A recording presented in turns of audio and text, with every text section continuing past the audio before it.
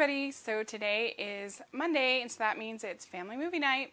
And this is the series where I pick a film that is available for Netflix stream that you can have a good time watching with your entire family. And this week's choice is one that is best for your younger children under the age of 5. But I think it has things to enjoy, but I admit it's probably going to be a hard sell for your older children. But I think it actually takes a lot of skill and craft to make movies that are entertaining for the youngest of the children. And so I think it's really special when a movie like this week's pick comes out. And this is Curious George. And Curious George is of course based on the books by Margaret and H.A. Ray. And it's kind of an origin story to Curious George. It tells the story of the man with the yellow hat. In this version, he is named Ted. And Ted works for a museum. Attendance to the museum is falling. And Ted is voiced by Will Ferrell.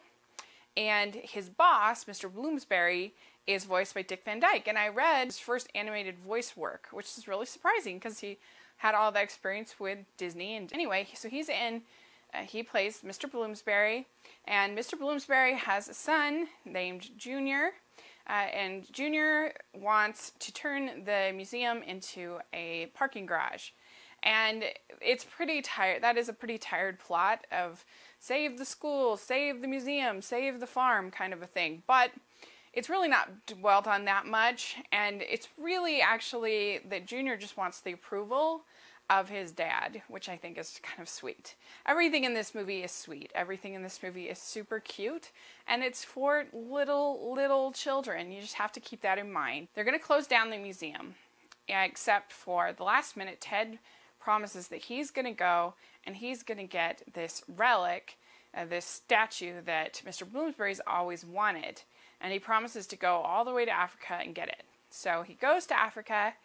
And that's where, of course, where he meets George. And George is so adorable in this movie. He is just so cute. He finds the relic, but unfortunately, it's instead of being this huge 40-foot statue, it's only this little 3-inch statue. And so Ted sort of fudges the truth a little bit, and he gets back on this ship, and he gets back, and Curious George has followed him. George has followed him all the way to New York.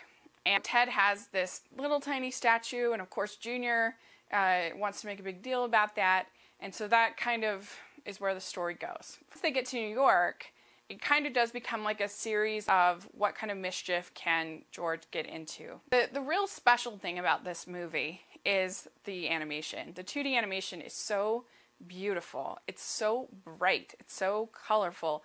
It looks so great.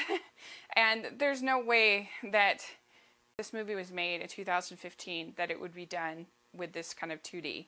It would definitely be done with computer graphics, and it just wouldn't be so bright and so colorful and so lush, and it's such a joy. If you're an animation fan, this movie is a joy to watch. And it just looks so great, and George is just so cute.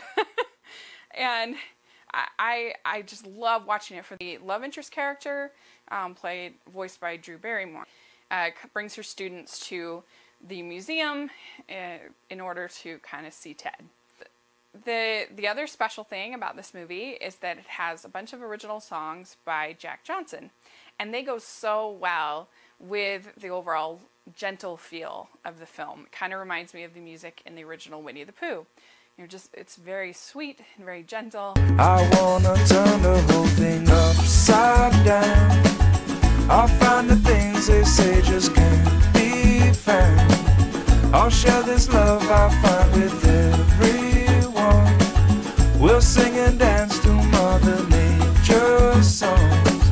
I don't want this feeling to go away. It has some nice messaging, I think, that kids will, the little kids can learn from, as far as being honest and being adventurous, and that being loyal to people in your life, whether they're necessarily your born family or not.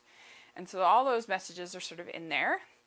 And it has some funny slapstick, and like I said, it looks so beautiful, and I think it's got enough that I'm not bored as an adult, and I think it really will entertain those little kids. I mean, if I was going to fault it any, I would say that I think for that age group, it could have been a little bit shorter. I think what makes this movie work, and what a good movie for under the age of 5 does, is they need to be somewhat episodic, because a little child, most of the time, is not going to be able to sort of keep their attention for a really detailed, complex, long 2-hour plot. The example of the most recent Winnie the Pooh movie, which was 65 minutes, and I think that that is perfect for a very, very young child. So I think this could have been a little, it's 86 minutes, and I think it could have been a little bit shorter for those younger kids, just because their attention span just isn't super long. So that's the only thing I would fault it for, but I think it's just lovely. I love it. I think it's beautiful.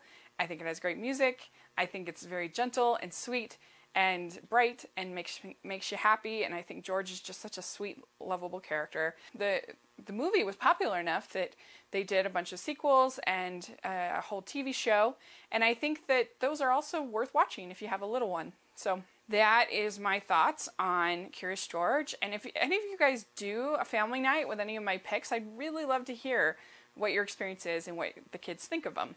So if you do watch them with your family, put in the comment section, let me know how it goes. I would love that.